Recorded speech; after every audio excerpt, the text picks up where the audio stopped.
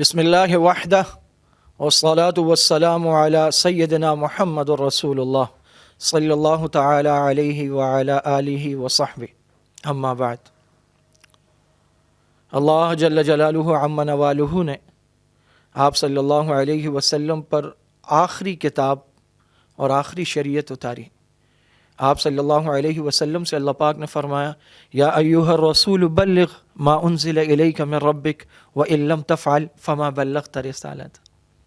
اور آپ صلی اللہ علیہ وسلم نے صحابہ سے پوچھا حجۃ الوداع کے موقع پر کہ کیا میں نے اللہ کا پیغام تم تک پہنچا دیا؟ تو صحابہ نے بیک زبان کہا کہ آپ نے پہنچایا ہی نہیں، پہنچانے کا حق ادا فرما دی۔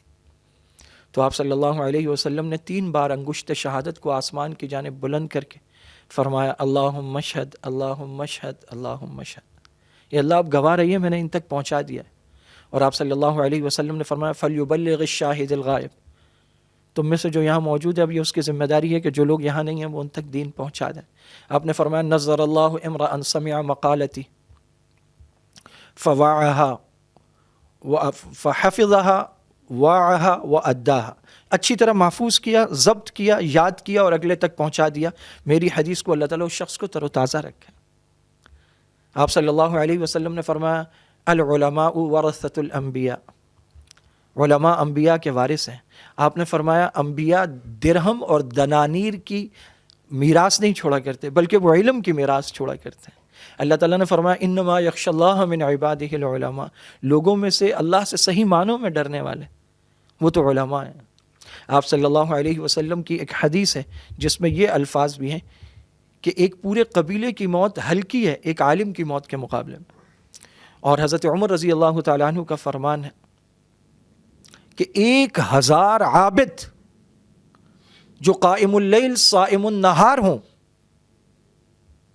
ایک عالم جو اللہ کے حلال اور حرام کو جانتا ہو، اس کا دنیا سے جانا 1000 عابدوں کے جانے سے زیادہ بھاری اور ثقیل ہے۔ 2020 میں اس تیزی سے علماء اٹھے ہیں کہ وہ حدیث بالکل سامنے نظر آتی ہے جس میں آپ صلی اللہ علیہ وسلم نے فرمایا کہ قرب قیامت میں علم اٹھا لیا جائے گا، اور علم ایسے نہیں اٹھایا جائے گا کہ لوگوں کے سینوں سے اٹھا لیا جائے، علم یوں اٹھایا جائے گا کہ اللہ تعالیٰ علماء کو اٹھا لیں گے، جو ثقہ مستند اچھے علماء ہوں گے ان کو اٹھا لیں گے۔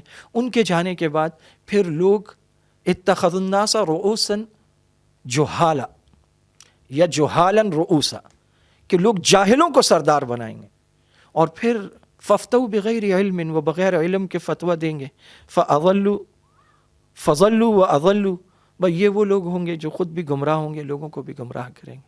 اس کثرت سے بڑے علماء گئے ہیں، اور انہی میں ایک نام حضرت شیخ الحدیث وات تفسیر مولانا زرولی خان رحمہ اللہ کا ہے، جو جامعہ عربیہ احسن العلوم کے بانی اور محتمم ہیں، جس کی شہر کراچی میں کئی شاخیں ہیں۔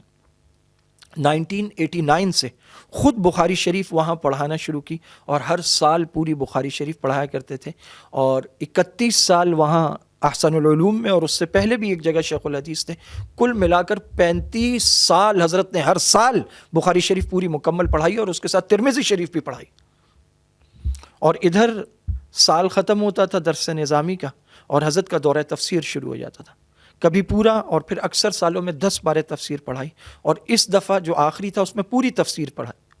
62 سال عمر ہو چکی تھی، اور کئی دفعہ فرمایا کہ میں سنت عمر سے زیادہ عمر نہیں پانا چاہتا، اور بعض جگہ تو یہ الفاظ نقل کیے گئے ہیں کہ انہوں نے کہا کہ میں گستاخی سمجھتا ہوں زیادہ عمر پانا۔ اور اس آخری سال میں بارہا انہوں نے طلبہ سے کہا کہ اب پتہ نہیں ملاقات ہو نہ ہو۔ ایک ان کا کلپ بہت چل رہا ہے جس میں وہ فرما رہے ہیں کہ میں نے اپنے بیٹے انور شاہ سے کہہ دیا ہے کہ سفر بہت لمبا ہے اور وقت بہت کم ہے۔ صحیح معنوں میں وہ شخصیت جو شیخ الحدیث بھی تھے، شیخ التفسیر بھی تھے، جنہوں نے 35 سال بخاری شریف پڑھائی، ترمذی شریف پڑھائی، اور ہر سال قرآن کریم کا دورہ تفسیر کرایا، اور نیٹ کے ذریعے سے آن لائن ان کے بیانات اور دروس کے ذریعے سے دنیا کے چپے چپے میں لاکھوں نہیں کروڑوں لوگ ان سے مستفید ہوئے، اور جو بلا واسطہ شاگرد ہیں ان کی تعداد بھی ہزاروں میں ہے، شاید لاکھوں میں ہو۔ ان کا فیض اللہ پاک نے دنیا میں خوب پھیلایا۔ حق پر، مسلک پر ڈٹ جانے والی شخصیت، لا یخافون لومۃ لائم کی عملی تفسیر کہ جو اللہ کے معاملے میں کسی کی پرواہ نہیں کرتے۔ اور جو حق بیان ہوتی ہے اسے ببانگ دہل بیان کرتے ہیں. قل جاء الحق وزهق الباطل. عملی تفسیر تھے یہ لوگ. وہ جہاں جاتے تھے گویا حق آ جاتا تھا اور باطل چلا جاتا تھا.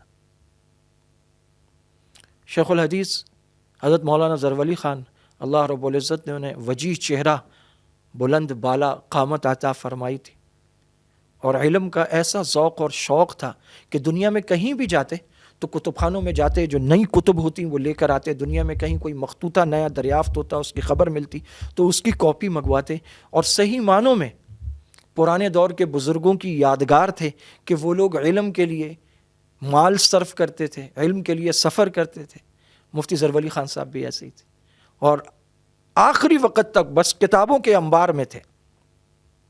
اس کے علاوہ علماء کی جہاں کوئی مشاورت ہوتی فقہی معاملات پر، دینی معاملات پر، مدارس کے معاملات، علماء کی شہادت، وفات، باوجود اس کے کہ آخری عمر میں دمے کا مرض شدت اختیار کر گیا تھا اور ہر وقت وہ آکسیجن کی نالیاں لگی ہوئی تھیں، اسی حال میں اسی سلنڈر سمیت جنازوں میں پہنچے، اجلاسوں میں پہنچے، مشاورت میں پہنچے، اور ہر جگہ کلمہ حق کو بلند کرتے تھے.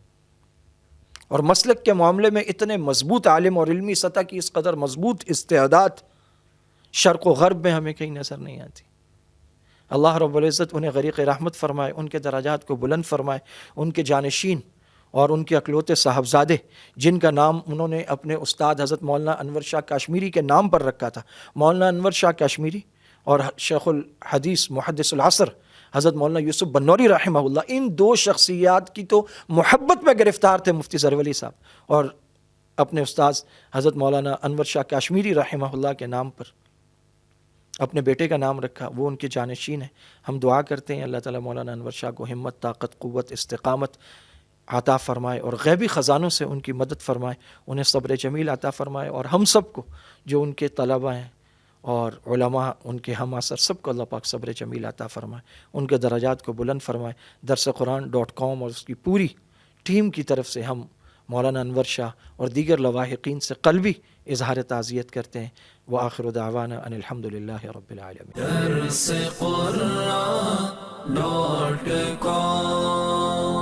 www.darsequran.com